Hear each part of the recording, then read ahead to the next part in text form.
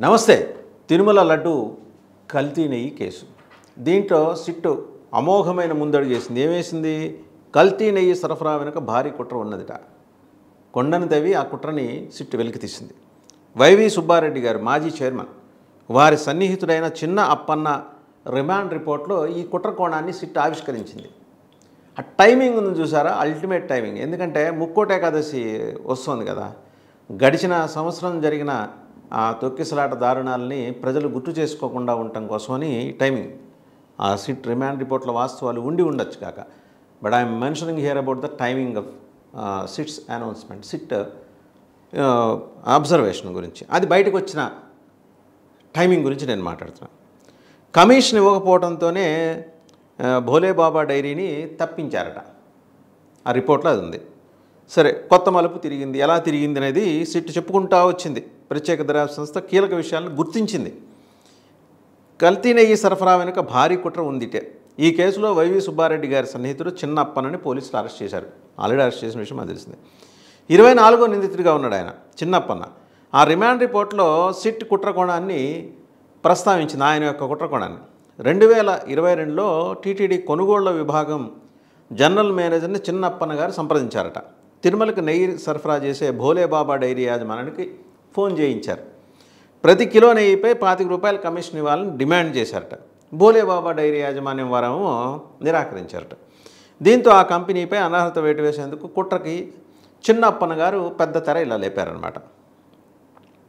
డైరీని తనిఖీ చేసేలా టీటీడీ అధికారులపై ఒత్తిడి తేవడంతో పాటు అనర్హత వేటు వేసేలా పిటిషన్లు వేయించారు.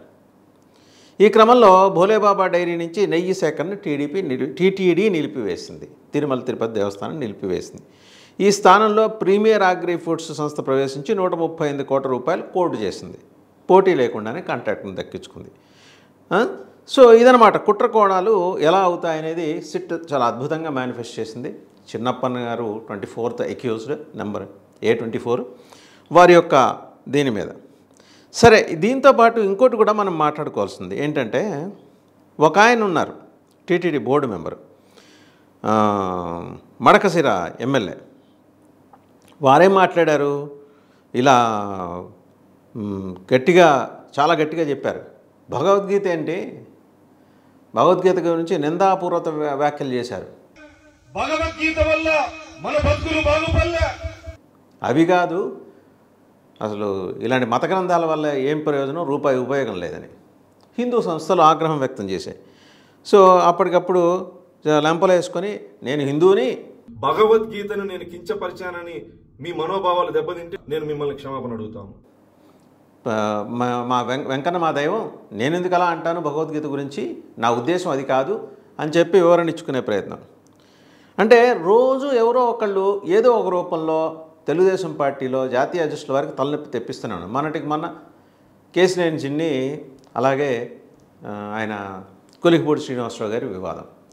అదే సాల్వ్ చేద్దాంరా మొగడా, దానికోసం కింద మీద పడి పాపం రాష్ట్ర కమిటీ అధ్యక్షుల వారు పల్లా శ్రీనివాసరావు గారు శతవిధాలా ప్రయత్నించి దుబాయ్లో ఉన్న సీఎం గారికి ఫోన్ చేసి ఆయన చేత అక్కడి నుంచి ఆగ్రహింపచేసినా కూడా చల్లారని వ్యవహారం ఇంకా నడుస్తూ ఉండగానే, సరే ఈ మధ్యలో హఠాత్తుగా ఇదొకటి తెర మీదకి వచ్చింది. మడకశిర ఎమ్మెల్యే గారికి అంత అర్జెంటుగా భగవద్గీతని తిట్టాల్సిన అవసరం వచ్చింది. అంబేద్కర్ గారు అని ఆయన విజనరీ. ఇవాళ మడకశిర ఎమ్మెల్యే గుర్తిస్తేనే అంబేద్కర్ గారి యొక్క ప్రాభవం కానీ లేకపోతే వారి యొక్క విద్వత్తు కానీ ప్రపంచానికి తెలియలా.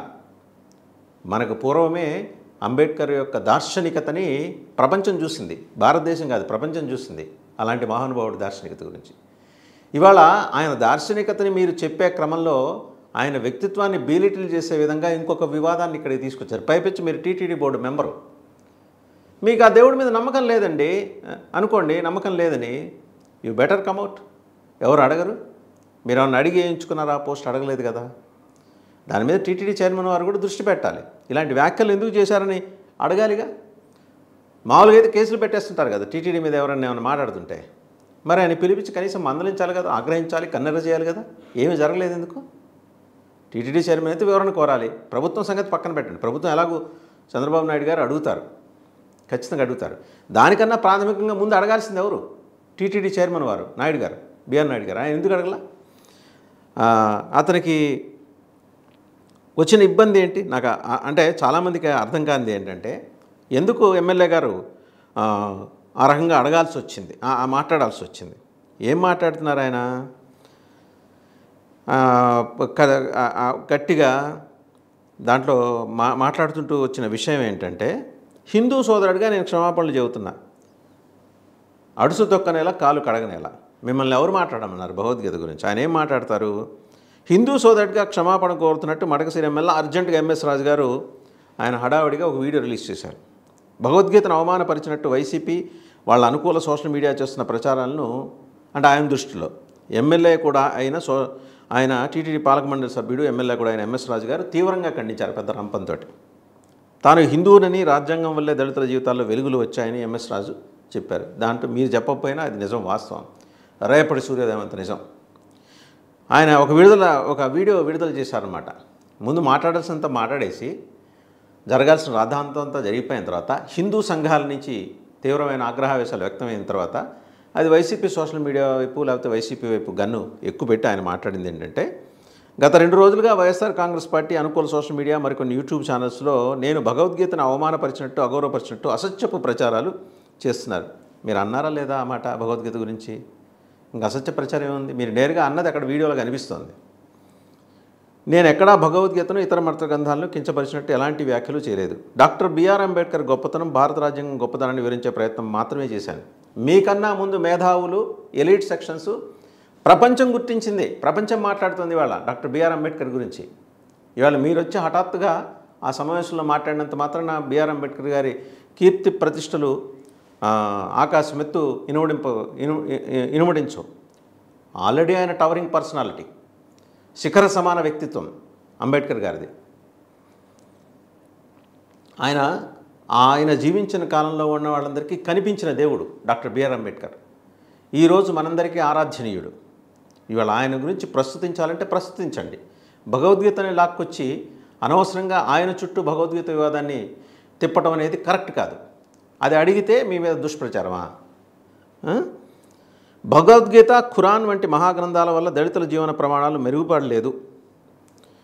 భారత రాజ్యాంగం గొప్పతనాన్ని, డాక్టర్ బిఆర్ అంబేద్కర్ గొప్పతనాన్ని మాత్రమే నేను వివరించే ప్రయత్నం చేశాను. భగవద్గీత, ఖురాన్ వంటి మహాగ్రంథాల వల్ల దళితుల జీవన ప్రమాణాలు మెరుగుపడలేదు, కానీ రాజ్యాంగం వల్ల దళితుల జీవిత ప్రమాణాలు మెరుగుపడ్డాయని మాత్రమే తెలియజేయటం జరిగింది తప్ప ఎక్కడా భగవద్గీతను అవమానపరిచే వ్యాఖ్యలు చేయలేదు. ఇది అవమానపరచడం కాకుండా ఇంకేంటి?